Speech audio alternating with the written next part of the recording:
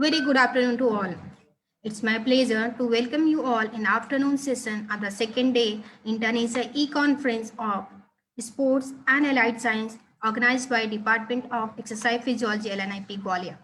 Ladies and gentlemen, it's my proud honor to introduce our eminent speaker, Dr. H. Barun Sharma from Varanasi, India.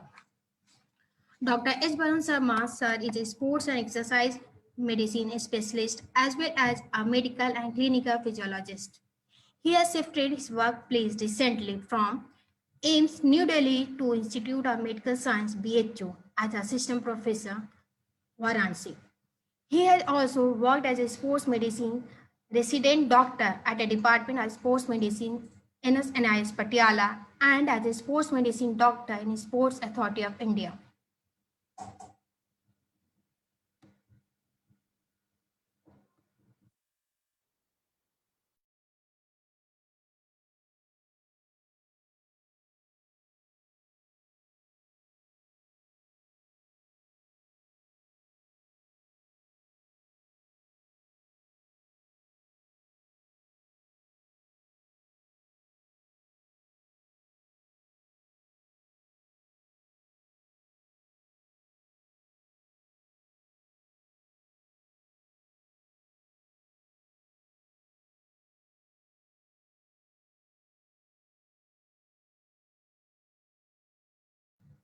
He is the founding president of India Society of Sports and Exercise Medicine, which is only a national level registered apex society by the recognized specialist in the field of sports and exercise medicine in the country.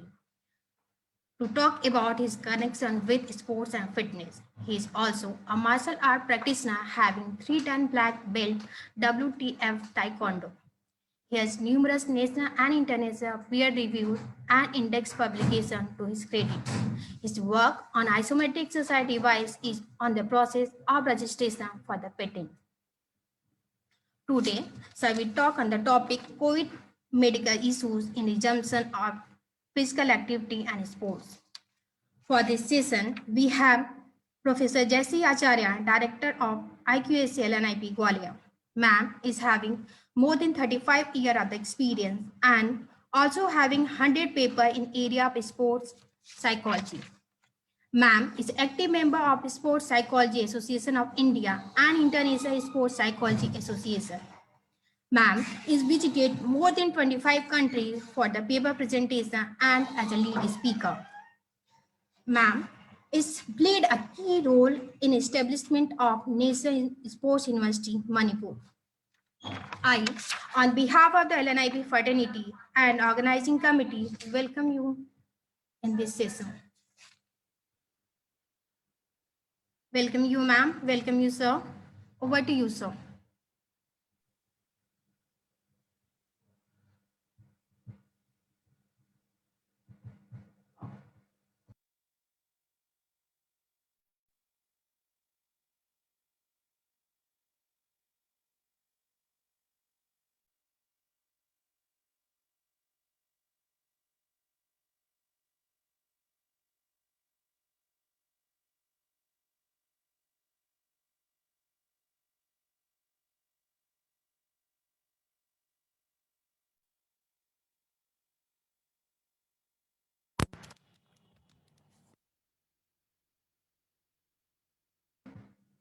Sir, you are not audible to us.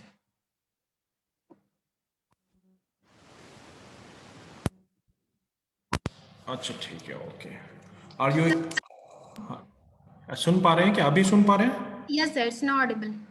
Okay, then thank you very much for giving this opportunity, for a wonderful opportunity in order to talk to one of the prestigious institute of India.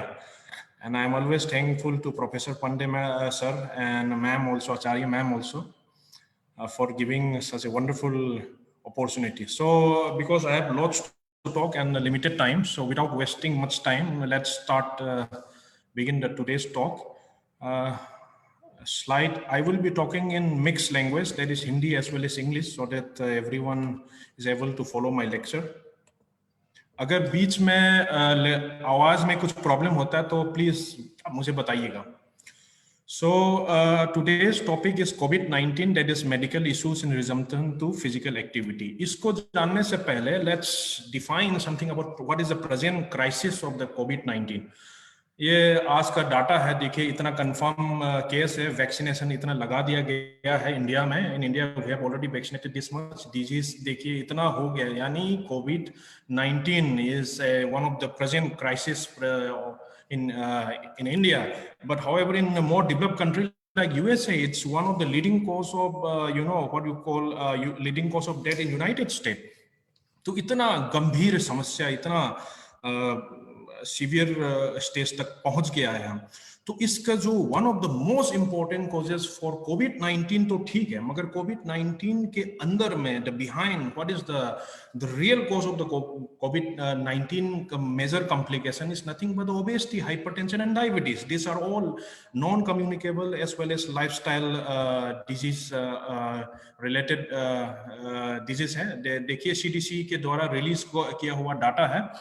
Here we can see that the hypertension was one of the major reasons for the adults who are hospitalized with COVID in USA. Obesity देखिए 48.3% तक it is responsible.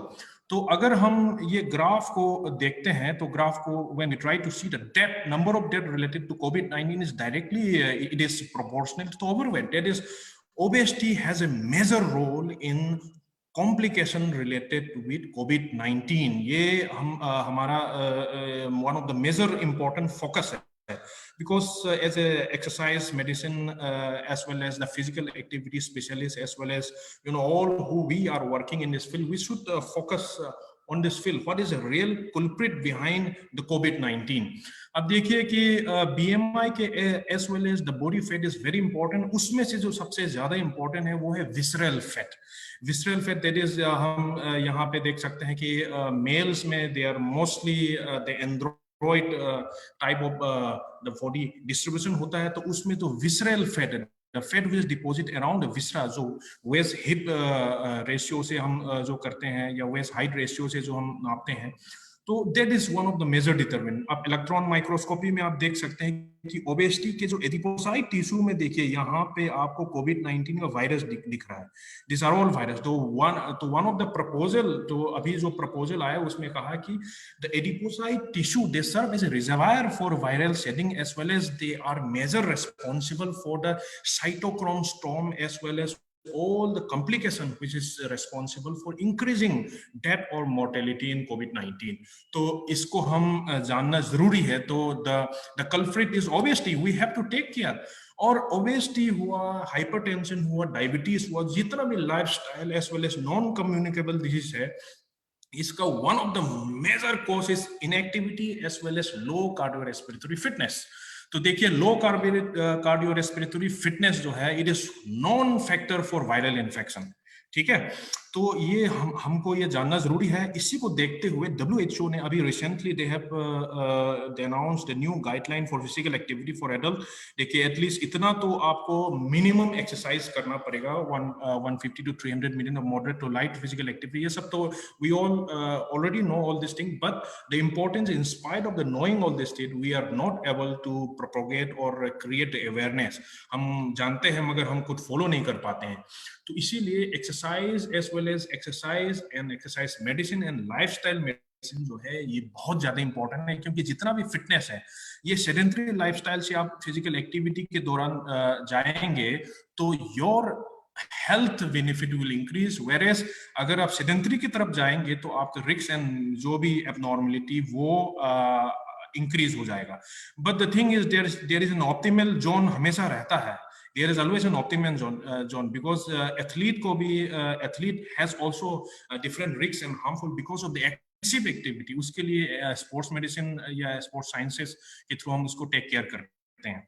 तो ये जानने के बाद जैसे कि हमने बताया था कि ये सब जानने के बावजूद भी, in spite of knowing the fact that exercise is one of the most wonderful, freely available, कितना मतलब इतना यूजफुल है, फिर भी हम नहीं करते हैं। यानी हमको पता है कि एक्सरसाइज से मॉडरेट टू वाइगरस फिजिकल एक्टिविटी से अगर ऑल मोर्टेलिटी आप देखा जाए तो मोर्टेलिटी जो है कम हो रही है। That means there is no limit to the beneficial effect of exercise if you can increase the intensity as well as duration also within a particular limit.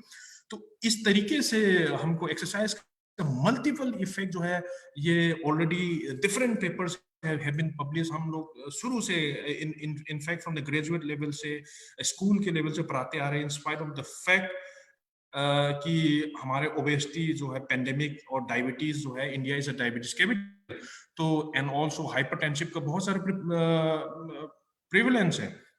तो ये सब होने के बाद भी हम ध्यान नहीं देते हैं। तो इस सब चीज में ध्यान देना जरूरी है, बिकॉज जो वैक्सीन कोविड के बारे में जो अभी जो वैक्सीनेशन प्रोग्राम सरकार ने जो चालू किया है, तो exercise is also very much important because it increase efficiency as well as the protection level offered by the vaccine.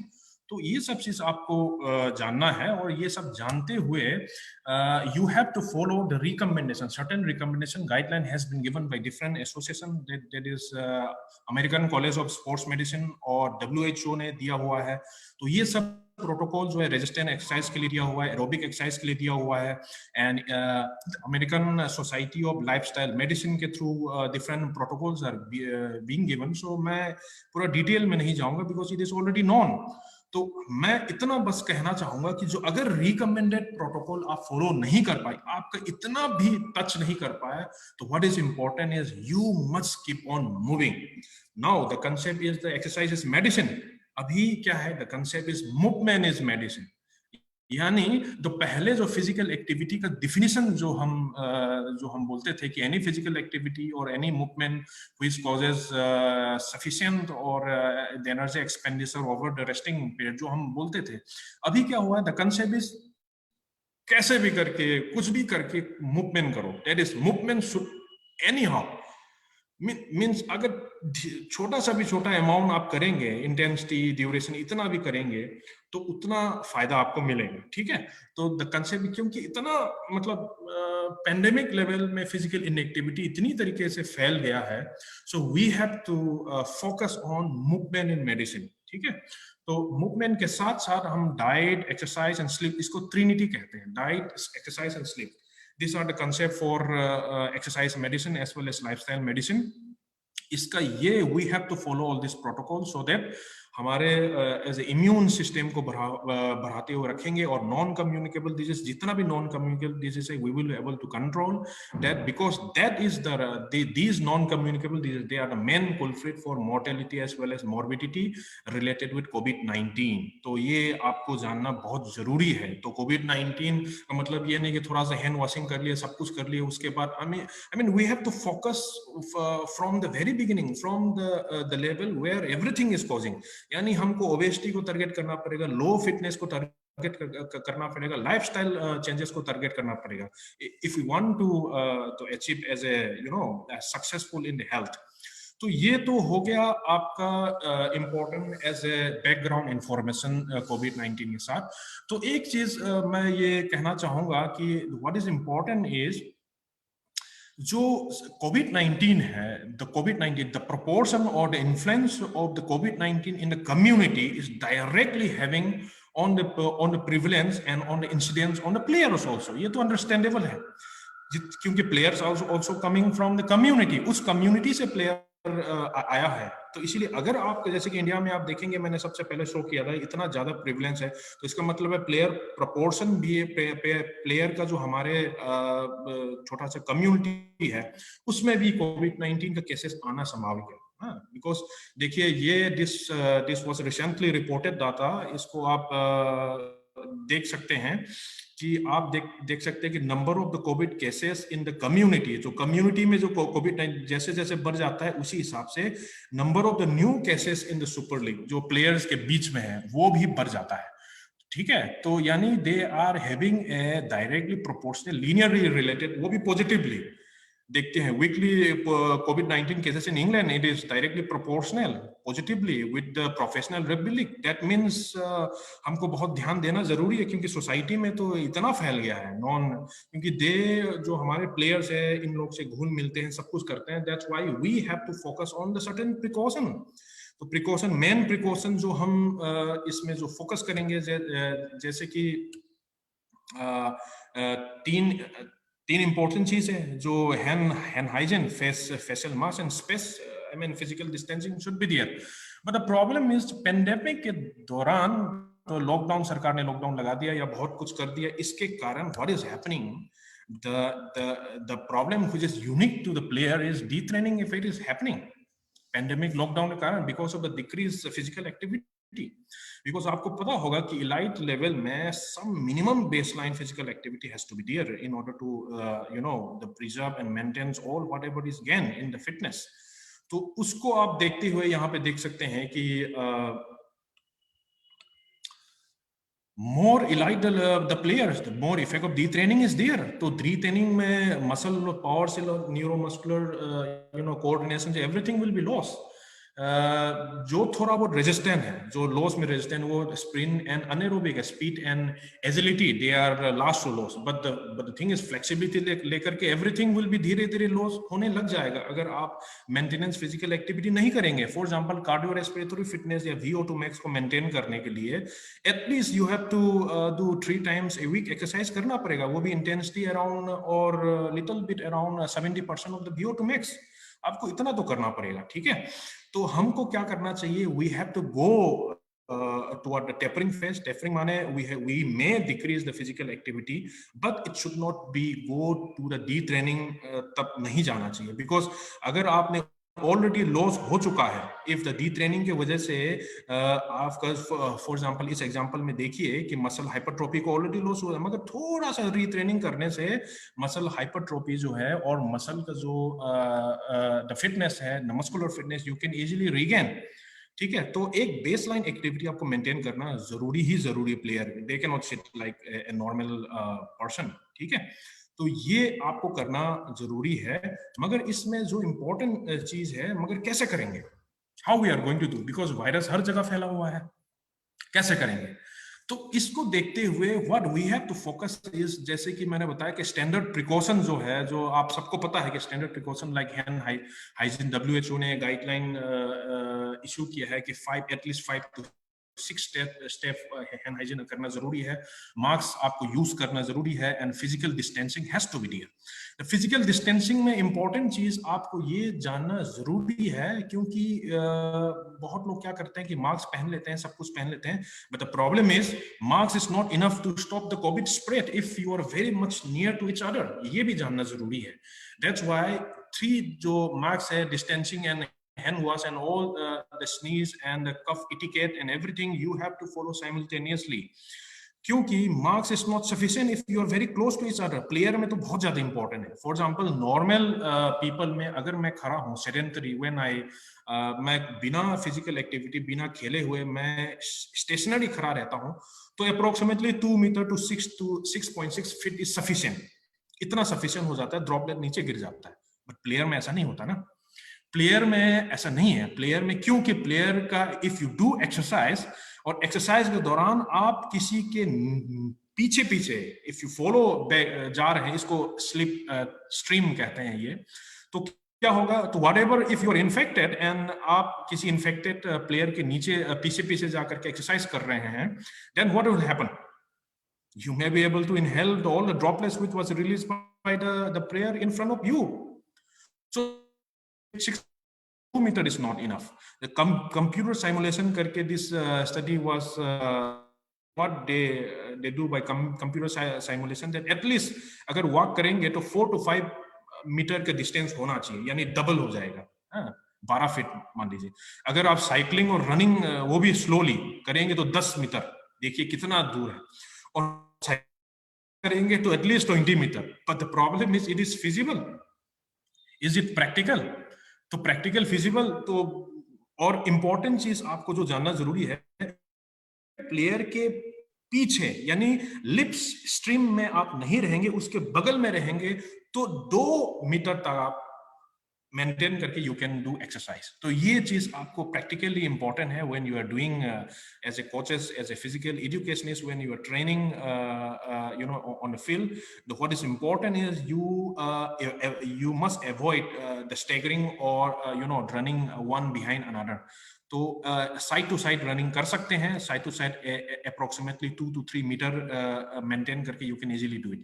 Otherwise तो you have to maintain all this. Ideal condition में इतना करना चाहिए, प्रैक्टिकली फिजिबल है that is different matter. So ये हाँ, तो this is important. तो so the standard protocol which we have to follow, the standard protocol, तो ये तो आपको this is a basic stuff which we all has to follow. Example के exercise में, एक्सरसाइज के दौरान आपको मास्क पहनना है। आप इंपॉर्टेंट चीज है कि क्वेश्चन पूछते हैं कि डॉक्टर साहब एक्सरसाइज के दौरान मास्क पहनना है या नहीं पहनना है। अगर मास्क पहन के एक्सरसाइज करना है तो कौन से इंटेंसिटी में करना है। तो ये सब चीज मैं थोड़ा आगे जाकर के आपको बताएंगे। But important is as far as feasible आप एक फेस कवरिंग यूज करेंगे तो अच्छा है। अगर एक्सरसाइज बहुत सीवियर है तो नहीं करना है। तो माइल्ड एक्सरसाइज में it can do, mild and moderate में it can easily do. Another is physical distancing, जैसे कि मैंने बताया था कि side to side physical distancing करेंगे तो ज्यादा अच्छा है। अगर एक के पीछे एक करेंगे तो what is happening is you have to maintain, depending upon your speed के हिसाब से आपको एटलीस्ट फास्ट साइकिलिंग करेंगे तो 20 मीटर तक आपको करना पड़ेगा। उसके अलावा हैंड सैनिटाइजिंग, ये all this are all which we already know. Exercise के बाद जैसे कि आपको हैंड वॉशिंग करना है, मास्क को रिमूव करना है, मास्क को रिमूव करते समय आउटर सरफेस को टच नहीं करना है। Then frequent touching of your mouth and eye and all this thing ये नहीं करना। इंपॉर्टेंट चीज आपको जानना जरूरी है कि आंखों से भी फैल सकती है, क्योंकि receptor of the virus is also present in you know eye में भी हो सकता है, मगर उसके लिए हाई कंसंट्रेशन ऑफ कोर्स चाहिए as compare to the nasal mucosa, नाक के कंपेयर में उसको चाहिए। ठीक है, तो ये एक बेसिक प्रोटोकॉल है। तो बेसिक सिंपल प्रोटोकॉल है which you have all understand. But the important is exercise तो करना पड़ेगा, नहीं तो डी ट्रेनिंग हो जाएगी, है ना। तो उसके लिए थोड़ा बहुत मास्क पहनना चाहिए कि नहीं पहनना चाहिए, तो इसके ऊपर अलग अलग व्यू पॉइंट है। But important is latest research क्या कहती है कि आप मास्क पहनने से, क्लॉथ मास्क पहन लीजिए या सर्जिकल मास्क पहन लीजिए, उसके आपके इवन वाइगरस इंटेंसिटी ऑफ एक्सरसाइज में आपका जितना भी फिजियोलॉजिकल पैरामीटर है, that is blood oxygen saturation हो गया, टिश्यू ऑक्सीजन हो गया, रेटिंग ऑफ परसीव एक्सर्शन जो बॉक्स स्केल से हम लोग नापते हैं, या हार्ट रेट जो है, तो उतना statistically they are not significant. देखिए स्टेटिस्टिकली सिग्निफिकेंट नहीं है, मास्क पहनो नहीं पहनो उतना फर्क नहीं पड़ता। इसका मतलब क्या है, आप मास्क पहन सकते हैं, ठीक है। और एक और स्टडी है जो ये इनमें साफ साफ कहा गया है कि short term, moderate, even short term होना चाहिए, मगर स्ट्रेनस एरोबिक एक्सरसाइज अगर करना है तो सर्जिकल और N95 पहन सकते हैं। इसमें ज्यादा चेंजेस नहीं होता फिजियोलॉजिकल पैरामीटर से, ये इंपॉर्टेंट है। मगर आप हैवी एक्सरसाइज करेंगे, वो भी ऐसा मार्क्स जो लॉन्ग ड्यूरेशन के लिए अगर करेंगे तो उसमें प्रॉब्लम हो सकता है, तो उसमें आप ध्यान दीजिएगा। स्पेशली लोग क्या करते हैं, some people different type of जो मार्क्स है, ये इसको हाई अल्टीट्यूड मार्क्स या रेस्ट्रिक्टिव ब्रीदिंग मार्क्स भी कहते हैं, क्योंकि कंपनी वाले मार्केटिंग करते हैं, they market as if you wear this masks and if you do exercise then you will be doing just like what you are doing in high altitude. मगर वो सब चीज गलत है। तो आपको ये ध्यान देना है कि अगर हाई अल्टीट्यूड रेस्ट्रिक्टिव मार्क्स पहन रहा है तो आप ज्यादा एक्सरसाइज नहीं कर पाएंगे, वो स्ट्रेस लेवल बढ़ जाएगा, आपको जो रेटिंग ऑफ परसीव एक्सर्शन बढ़ जाएगी, और हाइपोक्सिक एनवायरनमेंट जो आप चाह रहे हो, हाइपोक्सिक एनवायरनमेंट क्यों करना चाह रहे हैं आप, because you want the positive physiological adaptation, aerobic fitness आपको ज्यादा चाहिए। तो क्योंकि उसमें इराइथ्रोपोइटिन वगैरह रिलीज होता है, ये सब आप चाह रहे हैं, मगर ये नहीं हो पाएगा if you do restrictive breathing exercise. तो ये सब कौन सा मास्क पहनना है, this is very important for simple surgical और N95 और क्लॉथ मास्क अगर आप पहनेंगे तो माइल्ड शॉर्ट ड्यूरेशन के लिए माइल्ड टू मॉडरेट एक्सरसाइज करने में कोई प्रॉब्लम नहीं। क्लियर? हाँ, अगर आप नॉर्मल है, तो अगर आपके रेस्पिरेटरी प्रॉब्लम है, किसी को अस्थमा है, कि किसी को COPD है, तो उसमें that is different issue. I am talking only and only normal subject, ठीक है। तो ये इंपॉर्टेंट है। अब प्लेयर्स में अगर मान लो किसी को COVID-19 हो गया तो क्या हो, तो क्या प्रॉब्लम है? अगर मान लो किसी को कोविड-19 हो गया, तो आपको ये जानना जरूरी है कि कोविड-19 हर चीज को अफेक्ट करता है, ये रेस्पिरेटरी सिस्टम को ही अफेक्ट नहीं करता। रेस्पिरेटरी सिस्टम में आपके जो रेस्पिरेटरी मेम्ब्रेन है, जहां से आपको ऑक्सीजन डिफ्यूजन होना है, वो तो पूरी तरह से गड़बड़ हो जाएगी। साइटोक्रोम स्टॉर्म और साइटोक्रोम जो आपकी इम्यूनिटी, खुद की इम्यूनिटी जाकर के अटैक कर लेगा, तो इडिमा हो सकता है, निमोनिया हो सकता है, बहुत सारे ऐसे चीज प्रॉब्लम हो जाएगी जिसमें डिफ्यूजन ही नहीं हो पाएगा, यानी आपका लंग्स जो है प्रॉब्लम हो जाएगा। फिर कार्डियोवास्कुलर सिस्टम में भी ये अफेक्ट करता है। देखिए, कार्डियोवास्कुलर सिस्टम में बहुत सारा प्रॉब्लम हो सकता है, जिसके कारण कार्डियोवास्कुलर सिस्टम जो ब्लड ट्रांसफ्यूजन में प्रॉब्लम हो जाएगा। मस्कुलर सिस्टम में भी इफेक्ट हो सकता है, न्यूरोमस्कुलर सिस्टम में कोविड-19 का इफेक्ट है। तो यानी लंग्स में प्रॉब्लम है, कार्डियोवास्कुलर सिस्टम में प्रॉब्लम है, न्यूरोमस्कुलर में प्रॉब्लम है, तो क्या होगा? आपका VO2 max तो कम हो जाएगी ना। What is VO2 max? बताइए। VO2 max fix principal law के हिसाब से VO2 max तो इन तीनों से मिला के बनता है। अब इन तीनों ही प्रॉब्लम है तो आपका VO2 max कर गया, कम हो गया। दैट मीन जो एरोबिक फिटनेस डिक्रीजेस और आपका मेटाबॉलिज्म में पूरा प्रॉब्लम हो गया, यानी आप एरोबिक करने की क्षमता भी कम हो जाएगी। आप क्या होगा? इलेक्ट्रिक में भी प्रॉब्लम आ जाएगी।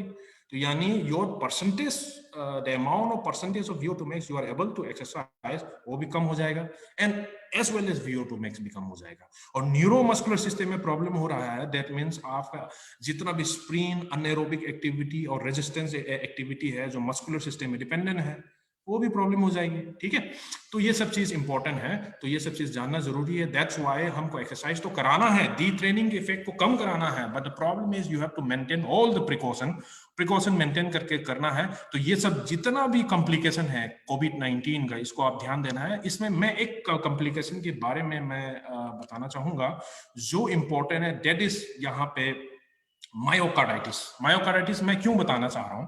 क्योंकि मायोकार्डाइटिस जो है 5 to 25% of sudden cardiac death, athlete जो मर जाते हैं सडन कार्डियक डेथ फील्ड में, it is because of the myocarditis. तो ये इतना सीरियस प्रॉब्लम है। आप कोविड-19 को थोड़ा बुखार हो गया तो कोई बात नहीं, ऐसा नहीं चलता। ठीक है, क्योंकि हार्ट में क्या होता है कि आप हार्ट देखेंगे, हार्ट का जो मायोकार्डियम है यानी मसल्स का जो पार्ट है, उसमें इन्फ्लेमेशन हो जाता है। ठीक है, because of the viral as well as the your immune system. तो क्या आपका मायोकार्डियम में अगर मायोकार्डियम ही अफेक्ट होगा तो इसको मायोकार्डाइटिस कहते हैं। अगर आप इपीकार्डियम है, जो ऊपर का जो पार्ट है ना, पेरिकार्डियम वाला है ना, विसरल पेरिकार्डियम, तो इसको क्या बोलते हैं? पेरिकार्डाइटिस बोलते हैं। और दोनों अगर इफेक्ट करेंगे तो क्या होगा? पेरीमायोकार्डाइटिस। This is important. ठीक है, तो ये दिस इज इसीलिए इंपॉर्टेंट है because 5 to 25% of the sudden cardiac death in athlete is because of the acute और सब एक्यूट मायोकार्डाइटिस या पेरीमायोकार्डाइटिस। समझ गए? तो इसका ये इंपॉर्टेंट चीज, आपको ये ध्यान देने वाला चीज है कि जनरली जब शुरू होता है तो अपर रेस्पिरेटरी ट्रैक्ट इन्फेक्शन से शुरू होता है, यानी आपको सर्दी खांसी होगा, नाक बहेगी, कफ होगा, ब्रेथलेसनेस होगा, शॉर्टनेस ऑफ ब्रेथ होगा। ठीक है, तो ये सब चीज होगी। या गैस्ट्रोएंटराइटिस, जीआईटी में प्रॉब्लम हो जाएगी, नोसिया होगा, वोमिटिंग होगा, डायरिया हो जाएगी।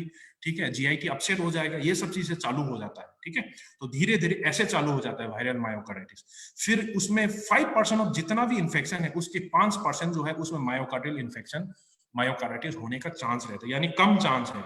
95% में तो होता नहीं है, बट स्टिल उस 5% में से अप टू 25% एथलीट मर जाते हैं सडन कार्डियक डेथ। इसीलिए हमको ध्यान देना जरूरी है। ठीक है, और 50% अगर देखा जाए तो समय के साथ साथ अगर आप प्रॉपर दवाई लेंगे, प्रॉपर रिकवरी लेंगे तो रिजॉल्व भी हो जाता है। तो मगर आपको सबसे important as a coach, as a physical activity specialist, आपको ये जानना ये इंपॉर्टेंट चीज है कि ससेप्टेबिलिटी में भी इंक्रीज आपने ध्यान नहीं दिया और आपने prolong strenuous intensive exercise specially in extreme environment में कर दिया, तो आपका ये मायोकार्डाइटिस होने का चांस बहुत ज्यादा बढ़ जाता है। ठीक है, तो ये ज्यादा जरूरी है। अब देखिए, as a coach, as a physical educationist, आपके सामने एक प्रॉब्लम हो सकता है, क्योंकि माइल्ड एंड जो early cases of subacute stage जो है वो ओवर ट्रेनिंग सिंड्रोम जैसा लगता है। यानी एथलीट जो है ऐसा चीज बताएगा जो वेरी वेक है, जैसे कि क्या हो कि मैं थकान हो गई, मुझे एक्सरसाइज कैपेसिटी कर नहीं पाया, परफॉर्मेंस कम हो गई, मसल स्ट्रेंथ कम हो गया, मसल सोरनेस हो गया, यानी मुझे डिस्कम्फर्ट हो रहा है। ऐसे नॉन स्पेसिफिक चीज आपको बताएगा कि आपको ऐसा लगेगा अरे इनको ओवर ट्रेनिंग सिंड्रोम तो नहीं है। ठीक है, वैसे virus is one of the cause for chronic fatigue syndrome. Player में थकान होना, ये सब चीज वायरस के कारण हो सकता है। जरूरी नहीं कि कोविड-19 ही हो, बाकी से भी हो सकता है। ठीक है।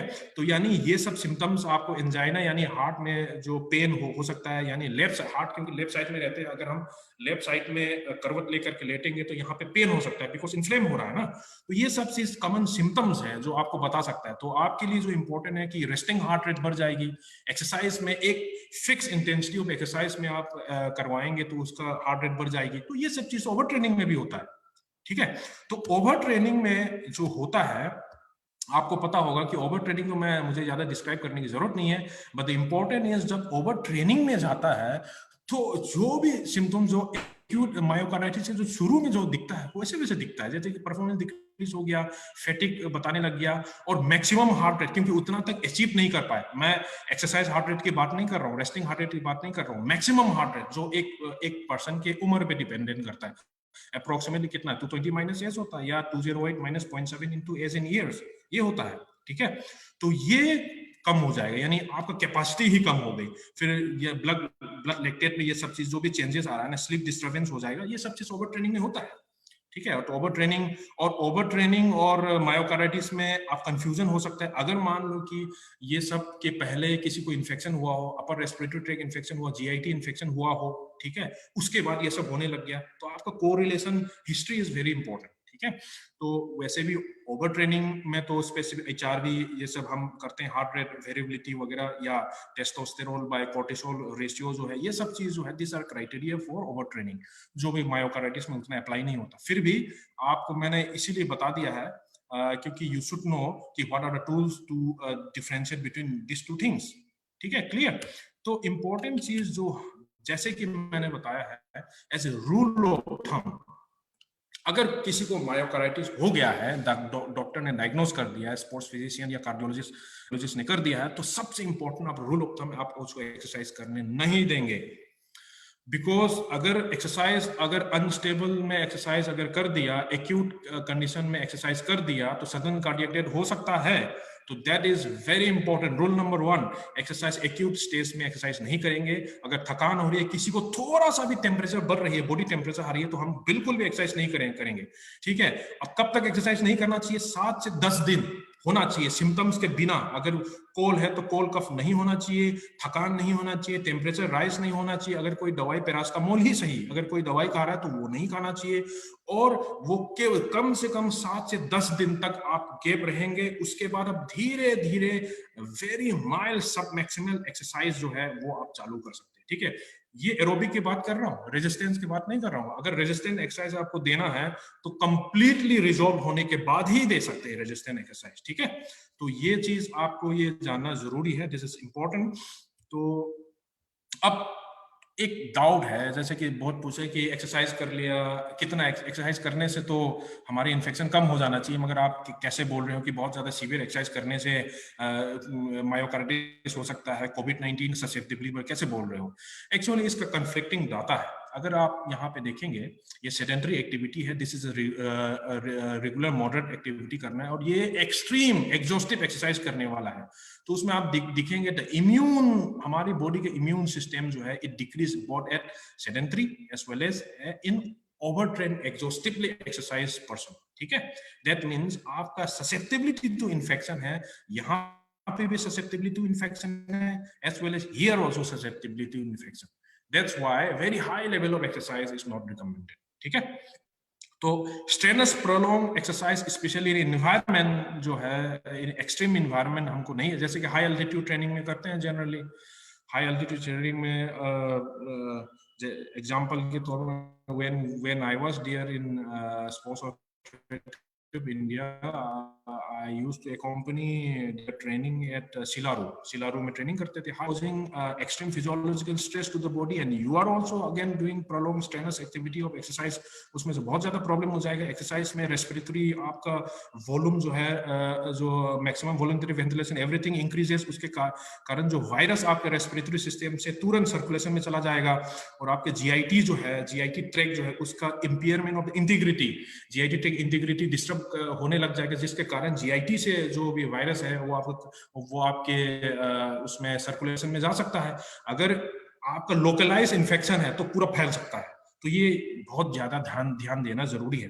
पहले जमाने में हम as a rule of thumb neck check बोलते थे कि गले से नीचे अगर प्रॉब्लम है तो एक्सरसाइज नहीं करना है, अगर थोड़ा सर दर्द कर रहा है, ये कर रहा है तो एक्सरसाइज कर सकते हैं, मगर ये चीज कोविड में हम अप्लाई नहीं कर सकते। ठीक है, अगर जैसे बोलते थे कि अगर आपको एक्सरसाइज करना है तो धीरे धीरे करना चाहिए, 10 मिनट 5-10 मिनट के मल्टीपल टाइम्स करना चाहिए, इंटेंसिटी बाद में रेस करना चाहिए, पहले ड्यूरेशन बढ़ा सकता है, देन उसके बाद you come to the intensity. और इंटेंसिटी भी कितना होना चाहिए, less than 60 to 70% of the heart rate maximum, या ये सब होना, ये सब तो even little bit higher side है। तो अगर किसी को कोविड हो गया तो एकदम उसका रिहेबिलिटेशन साइड में चला जाएगा। But the important thing is exercise and immunity का जो हम बोलते हैं कि एक इम्यूनोलॉजिकल विंडो एक क्रिएट कर देता है जिसमें वायरस घुसने का चांस रहता है। तो कुछ लोग बोलते हैं कि ऐसा नहीं है। But the important thing is आपको क्या जानना है, in spite of all the evidence available, you have to follow that COVID-19 का किसी को हो गया है या किसी को होने का सिम्टम्स आ गया है या डाउटफुल है, तो आपको प्रोलॉन्ग स्ट्रेनस एक्सरसाइज नहीं कराना चाहिए, specially in extreme environment. Clear? तो उसके बाद मैं ये तो पूरा डिटेल जानने की जरूरत नहीं है, आपके लिए जो इम्पोर्टेंट मैं इसी को दिखाना चाह रहा हूँ, क्योंकि सीरियसनेस कितना है मैं ये बताना चाह रहा हूँ। बिकॉज बहुत लोग सीरियस नहीं होते हैं, अरे कुछ नहीं होता, थोड़ा सर्दी खांसी है, कोई दिक्कत नहीं, ऐसा नहीं होता। क्योंकि क्या होता है कि बहुत सारा कॉम्प्लिकेशन आया है, आपने देखा होगा रिसेंटली, हमको पता नहीं है ना, क्योंकि कोविड-19 जो है कई बार क्या होता है सब क्लिनिकल होता है, सिम्टम्स ही नहीं आता, क्या पता कि आपकी बॉडी में वायरस हो, मायोकार्डिटिस माइल्ड फेज में आपको जनरल थकान हो रही हो, आपने अरे कुछ नहीं होता, ये ट्रेनिंग नहीं, आलसी है वगैरह वगैरह करके, तो ठीक है। तो ये सब चीज आपको जानना जरूरी है। इतना सीवियर है कि अगर मायोकार्डिटिस किसी को हो गया है तो आप देखिए 6 महीने तक कोई कंपटीशन या स्पोर्ट्स एक्टिविटी नहीं कराना है, ये एब्सोल्युटली कॉन्ट्राइंडिकेटेड है। अगर पेरिकार्डाइटिस माने बाहर वाला जो पर्दा है जो हार्ट को जो कवर कर रही है, अगर पेरिकार्डाइटिस में इशू है तो हम 3 महीने तक, एटलीस्ट 3 महीने तक ये रिकमेंडेड है। अगर आपको स्पोर्ट्स में दोबारा आना है इन्फेक्शन के बाद, तो आपको बहुत सारी इन्वेस्टिगेशन करना पड़ेगा, जैसे कार्डियक एमआरआई तो हम यूजुअली कराते ही नहीं है। हम जो भी कराते हैं पहले हिस्ट्री एंड एग्जामिनेशन लेते हैं, प्री पार्टिसिपेटरी एग्जामिनेशन में ईसीजी ले सकते हैं, एंड ईसीजी में अगर आपको कुछ प्रॉब्लम होता है तो इकोकार्डियोग्राफी लेते हैं, हार्ट की इकोकार्डियोग्राफी में देखते हैं।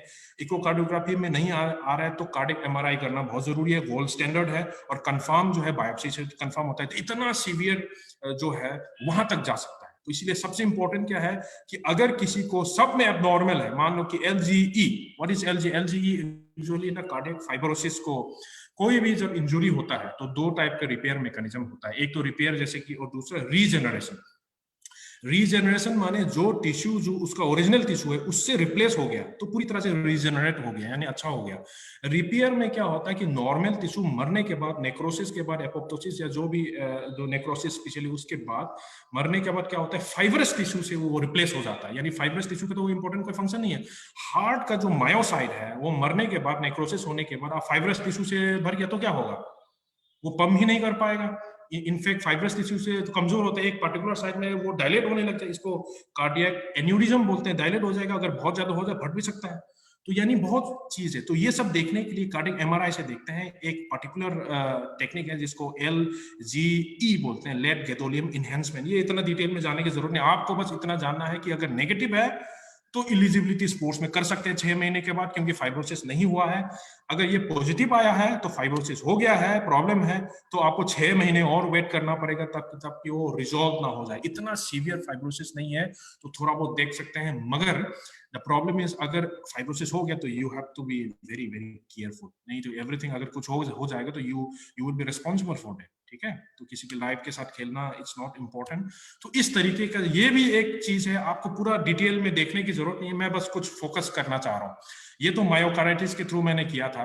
तो नॉर्मली देखिए, normally physical and history and physical examination में हम क्या देखते हैं, कार्डियोवास्कुलर सिस्टम देखते हैं, रेस्पिरेटरी सिस्टम और न्यूरोमस्कुलर सिस्टम भी देखते हैं। इसमें लिखा नहीं है, this guideline was publish in 2020 में पब्लिश हुआ था, it was publish 2020, but addition can always be done. ठीक है, तो ये सब अगर किसी एथलीट आपके पास आए, उसको कोई सिम्टम्स नहीं है, नो साइन एंड सिम्टम्स, कोई उसको कफ नहीं है, ड्राई कफ नहीं है, टेकिकार्डिया यानी हार्ट रेट जो है ना, पाल्पिटेशन, धड़कने महसूस होना, वो सब चीज नहीं है, फेटिक नहीं है, फीवर नहीं है, जीआई नोसिया वोमिटिंग नहीं है, लॉस ऑफ स्मेल टेस्ट नहीं है, ब्रेथलेस, शॉर्टनेस ऑफ ब्रेथ यानी वो सब नहीं है, तो क्या करेंगे आप? रूटीन एग्जामिनेशन कीजिए।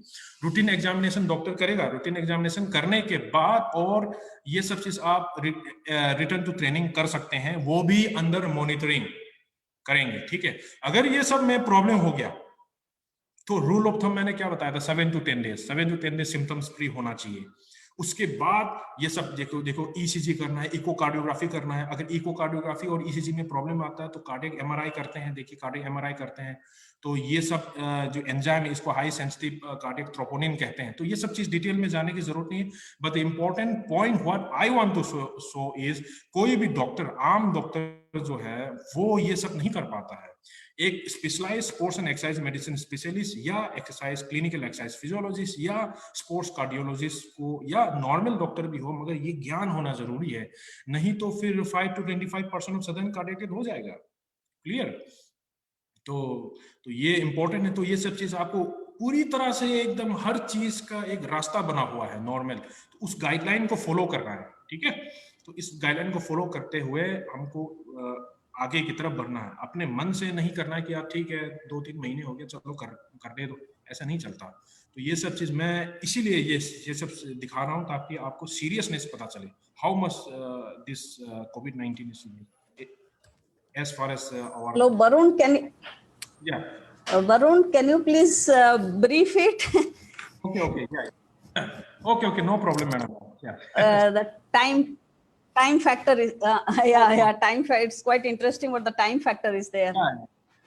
Absolutely, ma'am. Absolutely. बस होने ही वाला है. So ये तो rule of thumb तो which I have already explained. The rule of thumb at least इतना होना चाहिए, ठीक है। तो इसमें मैं एक चीज में आपको एक चीज दिखाना चाहूंगा जो इंपॉर्टेंट है, ये ग्रेजुअल रिटर्न ऑफ प्रोटोकॉल। ये आपके लिए या हमारे लिए काम हो सकता है कि अगर मान लो कि किसी डॉक्टर ने क्लेरिफाई कर दिया एवरीथिंग, देन हाउ मच, कितना ड्यूरेशन, स्टेज बाय स्टेज जाना है। स्टेज 1 में मिनिमम 10 डेज आपको इतना ही देना है, ठीक है। देन कितना इंटेंसिटी आपको एक्सरसाइज करना है, less than 70% of your maximum heart rate. What is your maximum heart rate? 208 - 0.7 into S into year या 220 - 8।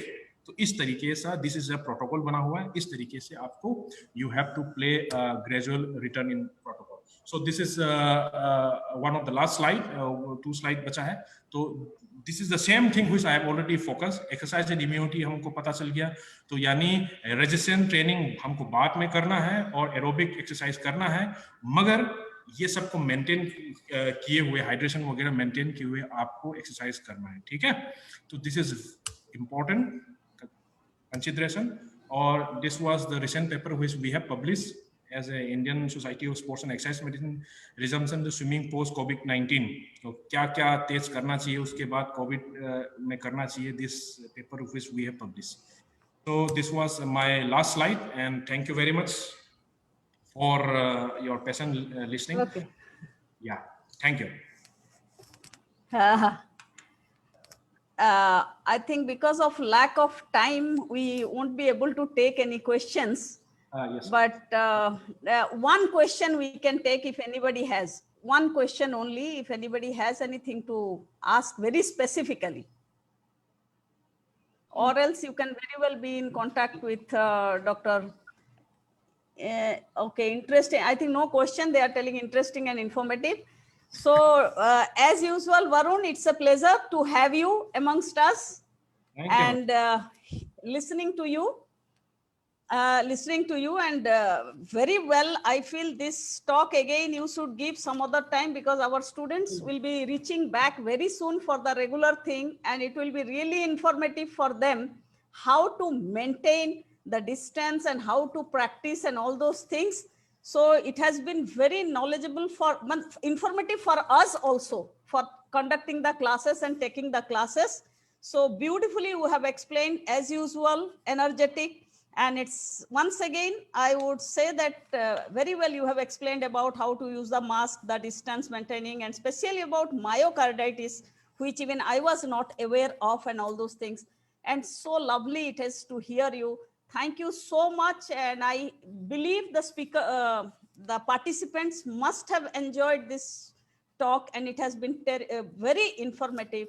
And ultimately, from a psychological point of view, definitely along with all these things which you have told about detraining, retraining, even the mental health is being affected during this COVID stage. Once again, Varun, thank you so much for accepting the invitation and be with us. Thank you so much. Thank you, ma'am. Thank you, Barun sir and Jasya Acharya ma'am, for giving your valuable time.